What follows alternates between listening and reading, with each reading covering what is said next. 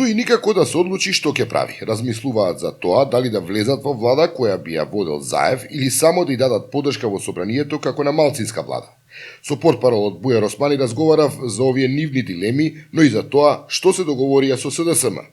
Прво, зошто да не учествуваат во новата влада и покрај тоа што има договор за употребата на албанскиот јазик. Има аргументи во председателството и членови на председателството кои што смета дека во целиот овој период имаше премногу обвинувања во однос на владењето на Дуи и дека не сакаме да оставиме во наследство ниту една дамка во нашето работење, бидејќи сепак сме ние едно историско движење од поновата историја на албанците и дека со нашето неучество во владата ќе им овозможиме слободно да се прегледува целата работа на Дуи во последните 10 години откако е во владата и на тој начин би ја изчистиле наследството што ова историско движење кое што не е само партија го има кај албанците. Така да тој сентиментален момент кој што го имаат членовите на председателството од целата ова конспиративна пропаганда што беше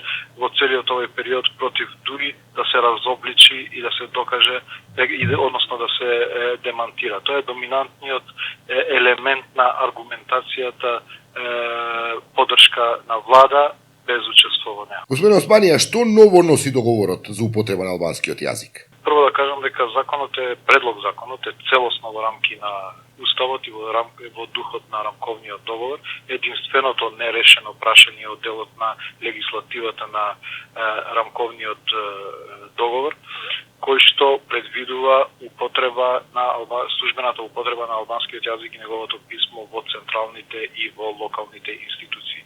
Значи, сиве овие години беше оставено отворено ова прашање поради различната интерпретација помеѓу македонските и албанските политички партии на амандманот 5 од Уставот. Тоа е дали се работи за службена употреба на локално ниво или на републичко, односно на централно ниво, исклучувајќи го тука на територијалниот карактер. И мислам дека тоа што се постигна е многу важно, да и албанска партија и македонска партија се договорија сушност за обемот на употреба на службениот албански јазик и неговото писмо во сите органи на државната власт, како и во локалните институции. Конкретно кажете ми, како ќе се применува овој договор во општините во кои не живеат албанци? Во општини каде што не живеат албанци се овозможува комуникација на граѓанинот албанец доколку живее двајца хипотетички да кажем со институциите на свој јазик. Меѓутоа не и екс официо употреба на албанскиот јазик во тие институции.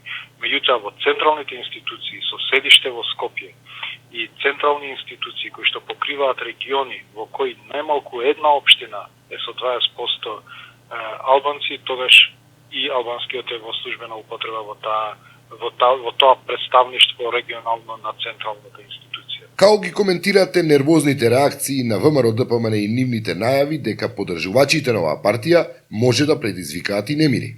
Прво, морам да кажам дека ова беше само една фаза од процесот. Ние се уште немаме договор за заедничко владење, а тоа е предуслов нели да се реализира овој закон. Меѓутоа, овој закон во ниту еден момент не го ограничува македонскиот јазик, обемот на употреба и неговото кирилско писмо. Значи, не представува никакво ограничување на македонскиот јазик. Така да не е во интерес на државата да се биде против овој јазик, меѓутоа не е и во интерес на политичките партии да се биде против овој јазик, затоа што овие избори покажаа што значи анимозитет создаден кај албанскиот електорат кон другите партии, доколку тоа не е оправдано. Така да сметам дека треба да бидат рационални партиите, да го искористиме овој политички контекст, да ги решиме прашањата кои што ни се товар за меѓуетничките односи и понатамошниот прогрес на државата, да ги надминеме, да ги разрешиме, за да може да зборуваме за други прашања, интеграциите, животниот стандард и тоа што не засега сите како граѓани.